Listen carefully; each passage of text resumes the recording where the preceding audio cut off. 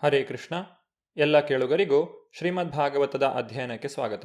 ಶ್ರೀಮದ್ ಭಾಗವತದ 7ನೆಯ ಸ್ಕಂದದಲ್ಲಿ ಬಾಲಕನಾದಂತಹ ಪ್ರಹ್ಲಾದನು ತನ್ನ ತಂದೆಯಾದಂತಹ ಅಸುರ ಹಿರಣ್ಯಕಶಿಪುವಿಗೆ ನವವಿಧ ಭಕ್ತಿಯ ಕುರಿತಾಗಿ ತಿಳಿಸುತ್ತಿದ್ದಾನೆ.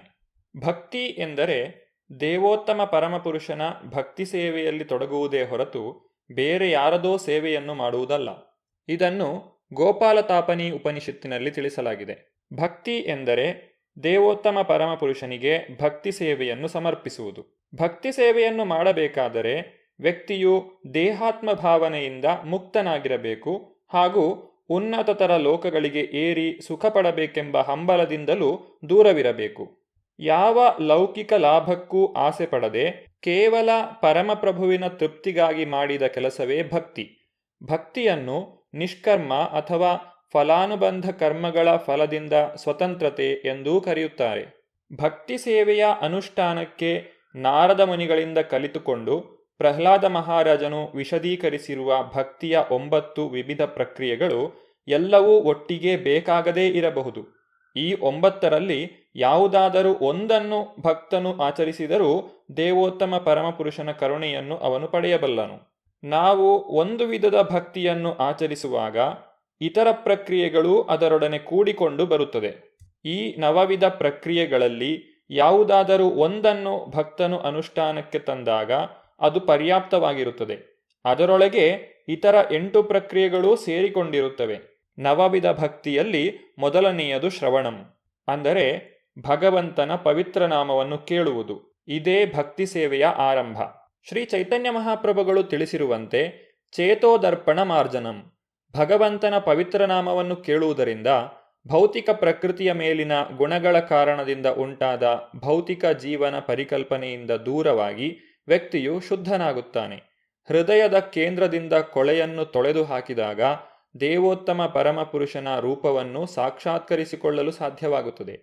ಈಶ್ವರ ಪರಮ ಕೃಷ್ಣ ಸಚ್ಚಿದಾನಂದ ವಿಗ್ರಹ. ಹೀಗೆ ಭಗವಂತನ ಪವಿತ್ರ ನಾಮವನ್ನು ಕೇಳುವುದರಿಂದ ಭಗವಂತನ ವೈಯಕ್ತಿಕ ರೂಪವನ್ನು ಅರಿತುಕೊಳ್ಳುವ ವೇದಿಕೆಗೆ ವ್ಯಕ್ತಿಯು ಬರುತ್ತಾನೆ. ಭಗವಂತನ ರೂಪವನ್ನು ಅರಿತುಕೊಂಡ ಮೇಲೆ ಭಗವಂತನ ಲೋಕೋತ್ತರ ಗುಣಗಳನ್ನು ತಿಳಿದುಕೊಳ್ಳಬಹುದು. ಭಗವಂತನ ಲೋಕೋತ್ತರ ಗುಣಗಳನ್ನು ಕಂಡುಕೊಂಡಾದ ಮೇಲೆ ಅವನ ಸಹಚರರನ್ನೂ ತಿಳಿದುಕೊಳ್ಳಬಹುದು. ಭಗವಂತನ ಪವಿತ್ರನಾಮ, ಲೋಕೋತ್ತರ ರೂಪ ಹಾಗೂ ಗುಣಗಳು, ಅವನ ಪರಿಕರಗಳು ಮತ್ತು ಅವನಿಗೆ ಸಂಬಂಧಿಸಿದ ಪ್ರತಿಯೊಂದರ ಸಾಕ್ಷಾತ್ಕಾರದಲ್ಲಿ ಭಕ್ತನು ಜಾಗೃತಿಯನ್ನು ಪಡೆಯುತ್ತಿದ್ದಂತೆಯೇ ಈ ಪ್ರಕಾರವಾಗಿ ಭಗವಂತನ ಸಂಪೂರ್ಣ ಜ್ಞಾನ ಪ್ರಾಪ್ತಿಯಲ್ಲಿ ಮುಂದೆ ಮುಂದೆ ಮುನ್ನಡೆಯುತ್ತಾನೆ. ಆದ್ದರಿಂದ ಕ್ರಮಾನುಗತವಾದ ಪ್ರಕ್ರಿಯೆ ಶ್ರವಣಂ ಕೀರ್ತನಂ ವಿಷ್ಣು. ಅದೇ ರೀತಿ ಕ್ರಮಾನುಗತವಾಗಿಯೇ ಕೀರ್ತನೆ ಮತ್ತು ಸ್ಮರಣೆ ಮಾಡಬೇಕು. ಪರಿಶುದ್ಧ ಭಕ್ತನ ಮುಖದಿಂದ ಪವಿತ್ರ ನಾಮ, ರೂಪ, ಗುಣ ಮತ್ತು ಪರಿಕರಗಳ ಕೀರ್ತನೆಯನ್ನು ಕೇಳಿದಾಗ ಆ ಶ್ರವಣ ಕೀರ್ತನೆಗಳು ತುಂಬಾ ಉಲ್ಲಾಸಕಾರಕವಾಗಿರುತ್ತವೆ. ಕೃತ್ರಿಮ ಭಕ್ತನು ಅಥವಾ ಭಕ್ತನಲ್ಲದವನು ಮಾಡುವ ಕೀರ್ತನೆಯನ್ನು ಕೇಳಬಾರದು ಎಂದು ಸನಾತನ ಗೋಸ್ವಾಮಿಗಳು ನಮಗೆ ನಿಷೇಧವನ್ನೂ ಹೇಳಿದ್ದಾರೆ. ಶ್ರೀಮದ್ ಭಾಗವತ ಗ್ರಂಥದ ಕಥಾಶ್ರವಣವು ಕೇಳುವಿಕೆಯ ಅತ್ಯಂತ ಮುಖ್ಯ ಪ್ರಕ್ರಿಯೆ ಎಂದು ಪರಿಗಣಿತವಾಗಿದೆ. ಭಗವಂತನ ಪವಿತ್ರನಾಮದ ಲೋಕೋತ್ತರ ಕೀರ್ತನೆಯಿಂದ ಶ್ರೀಮದ್ ಭಾಗವತವು ತುಂಬಿದೆ. ಆದ್ದರಿಂದ ಶ್ರೀಮದ್ ಭಾಗವತದ ಕೀರ್ತನ ಶ್ರವಣಗಳು ದಿವ್ಯ ರಸದಿಂದ ತುಂಬಿವೆ.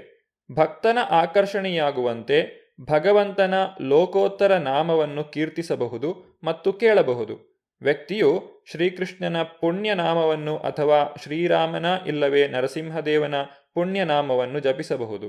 ರಾಮಾದಿ ಮೂರ್ತಿಷು ಕಲಾ ನಿಯಮೇನ ತಿಷ್ಟನ್. ಭಗವಂತನು ಅಸಂಖ್ಯ ರೂಪಗಳನ್ನೂ ನಾಮಗಳನ್ನೂ ಹೊಂದಿದ್ದಾನೆ. ಭಕ್ತರು ಅವರ ಆಸಕ್ತಿಗೆ ಅನುಗುಣವಾಗಿ ನಿರ್ದಿಷ್ಟ ರೂಪವನ್ನು ಧ್ಯಾನಿಸಬಹುದು ಹಾಗೂ ಪುಣ್ಯನಾಮವನ್ನು ಜಪಿಸಬಹುದು. ಕೃಷ್ಣನಲ್ಲಿ ಅನುರಕ್ತಿಯುಳ್ಳ ಭಕ್ತನು ತಾನೂ ಕೀರ್ತಿಸಬೇಕು ಮತ್ತು ಕೃಷ್ಣಾನುರಕ್ತರೇ ಆಗಿರುವ ಇತರ ಶುದ್ಧ ಭಕ್ತರಿಂದ ಕೀರ್ತನೆಯನ್ನು ಕೇಳಬೇಕು. ಇದೇ ತತ್ವವು ಭಗವಾನ್ ರಾಮ, ಭಗವಾನ್ ನರಸಿಂಹ ಮತ್ತಿತರ ಭಗವದ್ರೂಪಗಳಲ್ಲಿ ಆಕರ್ಷಣೆಯನ್ನು ಹೊಂದಿರುವ ಭಕ್ತರಿಗೂ ಅನ್ವಯಿಸುತ್ತದೆ. ಕೃಷ್ಣನೇ ಭಗವಂತನ ಪರಮಸ್ವರೂಪವಾದ್ದರಿಂದ ಕೃಷ್ಣನ ರೂಪದಿಂದ ವಿಶೇಷವಾಗಿ ಆಕರ್ಷಿತನಾಗಿರುವ ಸಾಕ್ಷಾತ್ಕಾರ ಪಡೆದ ಭಕ್ತನಿಂದ ಭಗವಾನ್ ಶ್ರೀಕೃಷ್ಣನ ನಾಮ, ರೂಪ, ಲೀಲೆಗಳ ಬಗೆಗೆ ಕೇಳುವುದು ಅತ್ಯುತ್ತಮ. ಶ್ರೀಮದ್ ಭಾಗವತದಲ್ಲಿ ಶುಕಮುನಿಗಳಂತಹ ಮಹಾಭಕ್ತರು ಭಗವಾನ್ ಶ್ರೀಕೃಷ್ಣನ ಪವಿತ್ರ ನಾಮ ರೂಪ ಗುಣಗಳನ್ನು ವಿಶೇಷವಾಗಿ ವರ್ಣಿಸಿದ್ದಾರೆ. ಭಗವಂತನ ಪವಿತ್ರ ನಾಮ ರೂಪಗಳ ಬಗೆಗೆ ಶ್ರವಣ ಮಾಡದೇ ಇದ್ದರೆ ಭಕ್ತಿ ಸೇವೆಯ ಇತರ ಪ್ರಕ್ರಿಯೆಗಳನ್ನು ಸ್ಪಷ್ಟವಾಗಿ ಅರಿತುಕೊಳ್ಳಲು ಸಾಧ್ಯವಿಲ್ಲ. ಆದ್ದರಿಂದಲೇ ಶ್ರೀ ಚೈತನ್ಯ ಮಹಾಪ್ರಭುಗಳು ಪ್ರತಿಯೊಬ್ಬನೂ ಶ್ರೀಕೃಷ್ಣನ ಪವಿತ್ರ ನಾಮದ ಸಂಕೀರ್ತನೆ ಮಾಡಲೇಬೇಕು ಎಂದು ಸೂಚಿಸಿದ್ದಾರೆ. ಪರಂ ವಿಜಯತೆ ಶ್ರೀಕೃಷ್ಣ ಸಂಕೀರ್ತನಂ. ಸಾಕ್ಷಾತ್ಕಾರ ಪಡೆದುಕೊಂಡಿರುವ ಭಕ್ತರ ಮುಖದಿಂದ ಸಂಕೀರ್ತನೆಯನ್ನು ಕೇಳುವಷ್ಟು ಅದೃಷ್ಟಶಾಲಿಯಾದವನು ಭಕ್ತಿ ಸೇವೆಯ ಮಾರ್ಗದಲ್ಲಿ ಸುಲಭವಾಗಿ ಯಶಸ್ವಿಯಾಗುತ್ತಾನೆ. ಆದ್ದರಿಂದ ಭಗವಂತನ ಪವಿತ್ರ ನಾಮ ರೂಪ ಮತ್ತು ಗುಣಗಳನ್ನು ಕುರಿತು ಕೇಳುವುದೇ ಅತ್ಯಂತ ಅವಶ್ಯಕ. ಶ್ರೀಮದ್ ಭಾಗವತದಲ್ಲಿ ತಿಳಿಸಿರುವಂತೆ ತದ್ವಾಗ್ವಿಸರ್ಗೋ ಜನತಾಘ ವಿಪ್ಲವೋ ಯಸ್ಮಿನ್ ಪ್ರತಿಶ್ಲೋಕಮಬದ್ಧವತ್ಯಪಿ ನಾಮಾನಿ ಅನಂತಸ್ಯ ಯಶೋಂಕಿತಾನಿ ಯತ್ ಶೃಣ್ವಂತಿ ಗಾಯಂತಿ ಗೃಣಂತಿ ಸಾಧವಃ. ಅಪರಿಮಿತನಾದ ಪರಮಪ್ರಭು ಅನಂತದೇವನ ನಾಮ ರೂಪ ಗುಣಗಳನ್ನು ವರ್ಣಿಸುವ ಶ್ಲೋಕಗಳು ಸಮಸ್ತ ಪ್ರಪಂಚದ ಪಾಪಗಳನ್ನೆಲ್ಲ ನಾಶಪಡಿಸಲು ಸಮರ್ಥವಾಗಿವೆ. ಆದ್ದರಿಂದ ಅಂತಹ ಶ್ಲೋಕಗಳು ಅಸಮರ್ಪಕವಾಗಿ ರಚಿತವಾಗಿದ್ದರೂ ಕೂಡ ಭಕ್ತರು ಅದನ್ನು ಕೇಳುತ್ತಾರೆ, ವರ್ಣಿಸುತ್ತಾರೆ ಮತ್ತು ಅವುಗಳೂ ಅಧಿಕೃತ ರಚನೆಗಳೆಂದು ಸ್ವೀಕರಿಸುತ್ತಾರೆ. ಈ ಪ್ರಸಂಗದಲ್ಲಿ ಭಗವಂತನ ಪವಿತ್ರ ನಾಮ ರೂಪ ಗುಣಗಳನ್ನು ಕೇಳಲು ಒಬ್ಬ ಪರಿಶುದ್ಧ ಭಕ್ತನು ಮತ್ತೊಬ್ಬ ಪರಿಶುದ್ಧ ಭಕ್ತನ ಉಪಯೋಗವನ್ನು ಪಡೆದುಕೊಳ್ಳುತ್ತಿದ್ದಾನೆ ಎಂದು ಶ್ರೀಧರ ಸ್ವಾಮಿಗಳು ಹೇಳಿದ್ದಾರೆ. ಅಂತಹ ಸದವಕಾಶ ಇಲ್ಲದೇ ಹೋದಲ್ಲಿ ಭಕ್ತನು ತಾನೇ ಭಗವಂತನ ಪವಿತ್ರ ನಾಮವನ್ನು ಸಂಕೀರ್ತಿಸಿ ಅದರ ಶ್ರವಣವನ್ನು ಮಾಡುತ್ತಾನೆ. ನವವಿಧ ಭಕ್ತಿಯಲ್ಲಿ ಎರಡನೆಯದ್ದು ಕೀರ್ತನಂ. ಪವಿತ್ರ ನಾಮದ ಶ್ರವಣದ ಕುರಿತಾಗಿ ನಾವು ತಿಳಿದುಕೊಂಡಿದ್ದೇವೆ. ನಿಶ್ಚಿತ ಕ್ರಮದಲ್ಲಿ ಎರಡನೆಯದಾದ ಪವಿತ್ರನಾಮ ಸಂಕೀರ್ತನೆಯನ್ನು ಈಗ ಅರಿತುಕೊಳ್ಳೋಣ. ಸಂಕೀರ್ತನೆಯನ್ನು ಬಹಳ ಜೋರಾಗಿ ಮಾಡಬೇಕೆಂದು ಸೂಚಿಸಲಾಗಿದೆ. ಭಗವಂತನ ಪವಿತ್ರ ನಾಮದ ಸಂಕೀರ್ತನೆಯನ್ನು ಮಾಡುತ್ತಾ ಸಂಕೋಚವಿಲ್ಲದೆ ಪ್ರಪಂಚದಲ್ಲೆಲ್ಲ ನಾನು ಸಂಚಾರವನ್ನು ಆರಂಭಿಸಿದೆನು ಎಂದು ಶ್ರೀಮದ್ ಭಾಗವತದಲ್ಲಿ ನಾರದ ಮುನಿಗಳು ಹೇಳುತ್ತಾರೆ. ಅದೇ ರೀತಿ ಶ್ರೀ ಚೈತನ್ಯ ಮಹಾಪ್ರಭುಗಳು ತಿಳಿಸಿರುವಂತೆ ತೃಣಾದಪಿ ಸುನೀಚೇನ ತರೋರಪಿ ಸಹಿಷ್ಣುನ ಅಮಾನಿನ ಮಾನದೇನ ಕೀರ್ತನೀಯ ಸದಾಹರಿ. ಹುಲ್ಲಿನ ಎಸಳಿಗಿಂತ ಹೆಚ್ಚು ವಿನೀತನಾಗಿ ಮರದಂತೆ ಸಹಿಷ್ಣುವಾಗಿ ಪ್ರತಿಯೊಬ್ಬರಿಗೂ ಗೌರವವನ್ನು ಇತ್ತು ತಾನು ಬೇರೆ ಯಾರಿಂದಲೂ ಗೌರವವನ್ನು ನಿರೀಕ್ಷಿಸದೆ ಭಕ್ತನು ಅತ್ಯಂತ ಶಾಂತಿಯುತವಾಗಿ ಭಗವಂತನ ನಾಮದ ಸಂಕೀರ್ತನೆಯನ್ನು ಮಾಡಬಲ್ಲನು. ಅಂತಹ ಅರ್ಹತೆಗಳು ಭಗವಂತನ ಪವಿತ್ರ ನಾಮದ ಸಂಕೀರ್ತನೆಯನ್ನು ಹೆಚ್ಚು ಸುಲಭಗೊಳಿಸುತ್ತವೆ. ಸಂಕೀರ್ತನೆಯ ಪ್ರಕ್ರಿಯೆಯನ್ನು ಯಾರು ಬೇಕಾದರೂ ಸುಲಭವಾಗಿ ಆಚರಿಸಬಹುದು. ವ್ಯಕ್ತಿಯು ದೈಹಿಕವಾಗಿ ವಿಕಲನಾಗಿದ್ದರೂ, ಬೇರೆಯವರಿಗಿಂತ ಕೆಳವರ್ಗದವನೆಂದು ವಿಂಗಡಿಸಲ್ಪಟ್ಟಿದ್ದರೂ, ಲೌಕಿಕ ಅರ್ಹತೆಗಳನ್ನು ಹೊಂದಿರದೇ ಇದ್ದರೂ, ಧಾರ್ಮಿಕ ಕ್ರಿಯೆಗಳ ವಿಷಯದಲ್ಲಿ ಸ್ವಲ್ಪವೂ ಉನ್ನತವಾಗಿಲ್ಲದಿದ್ದರೂ ಕೂಡ ಪವಿತ್ರ ನಾಮ ಸಂಕೀರ್ತನೆಯಿಂದ ಲಾಭ ಇದೆ. ಶ್ರೀಮಂತರ ಕುಲದಲ್ಲಿ ಜನ್ಮ, ಉನ್ನತ ವಿದ್ಯಾಭ್ಯಾಸ, ಸುಂದರ ಶರೀರ ಲಕ್ಷಣಗಳು, ಸಂಪತ್ತು ಇತ್ಯಾದಿ ಪುಣ್ಯ ಕ್ರಿಯಾಫಲಗಳೆಲ್ಲ ಆಧ್ಯಾತ್ಮಿಕ ಜೀವನದಲ್ಲಿ ಮುನ್ನಡೆಯಲು ಅನಾವಶ್ಯಕ. ಏಕೆಂದರೆ ಸುಮ್ಮನೆ ಭಗವಂತನ ಪವಿತ್ರ ನಾಮದ ಸಂಕೀರ್ತನೆಯಿಂದಲೇ ಸುಲಭವಾಗಿ ಯಾರು ಬೇಕಾದರೂ ಮುನ್ನಡೆಯಬಹುದು. ವೈದಿಕ ಸಾಹಿತ್ಯದ ಅಧಿಕೃತ ವಾಣಿಯಿಂದ ವಿಶೇಷವಾಗಿ ಈ ಕಲಿಯುಗದಲ್ಲಿ ಜನರು ಸಾಮಾನ್ಯವಾಗಿ ಅಲ್ಪಾಯುಷಿಗಳು. ಅವರ ನಡವಳಿಕೆಗಳು ಅತ್ಯಂತ ಕೆಟ್ಟವು. ಇದಲ್ಲದೆ ಅವರು ಭೌತಿಕ ಸ್ಥಿತಿಗಳಿಂದ ಯಾವಾಗಲೂ ವ್ಯಾಕುಲರಾಗಿರುತ್ತಾರೆ ಮತ್ತು ಬಹುಮಟ್ಟಿಗೆ ಅವರೆಲ್ಲ ದುರ್ದೈವಿಗಳು. ಈ ಸನ್ನಿವೇಶದಲ್ಲಿ ಬೇರೆಯ ಪ್ರಕ್ರಿಯೆಗಳಾದ ಯಜ್ಞ, ದಾನ, ತಪಸ್ಸು, ಕ್ರಿಯೆ ಇತ್ಯಾದಿಗಳ ಅನುಷ್ಠಾನ ಅಸಾಧ್ಯ. ಆದ್ದರಿಂದಲೇ ಹರೇರ್ನಾಮ ಹರೇರ್ನಾಮ ಹರೇರ್ನಾಮೈವ ಕೇವಲಂ ಕಲೌ ನಾತ್ಸೇವ ನಾತ್ಸೇವ ನಾತ್ಸೇವ ಗತಿರನ್ಯಥ.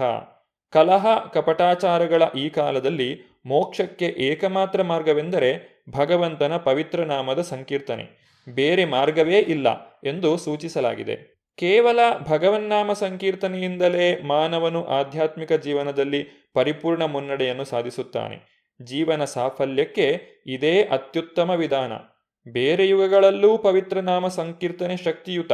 ಆದರೆ ಕಲಿಯುಗವೆಂಬ ಈಗಿನ ಯುಗದಲ್ಲಿ ಅದು ಅತ್ಯಂತ ಶಕ್ತಿಯುತ. ಕೀರ್ತನಾದೇವ ಕೃಷ್ಣಸ್ಯ ಮುಕ್ತಸಂಗ ಪರಂ ವ್ರಜೇತ್. ಸುಮ್ಮನೆ ಶ್ರೀಕೃಷ್ಣನ ಪವಿತ್ರ ನಾಮದ ಸಂಕೀರ್ತನೆಯಿಂದಲೇ ವ್ಯಕ್ತಿಯು ಮುಕ್ತನಾಗಿ ಭಗವಂತನ ಧಾಮಕ್ಕೆ ಹಿಂದಿರುಗುತ್ತಾನೆ.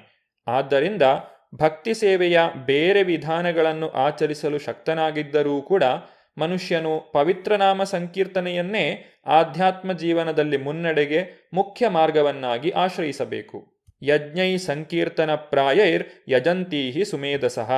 ಕುಶಾಗ್ರ ಬುದ್ಧಿಯನ್ನು ಉಳ್ಳವರು ಭಗವಂತನ ಪವಿತ್ರ ನಾಮಗಳ ಸಂಕೀರ್ತನೆಯ ವಿಧಾನವನ್ನೇ ಅಳವಡಿಸಿಕೊಳ್ಳಬೇಕು. ಆದರೆ ಯಾರೂ ಕೀರ್ತನೆಯ ಬೇರೆ ಬೇರೆ ಪ್ರಕಾರಗಳನ್ನು ಸೃಷ್ಟಿಸಬಾರದು.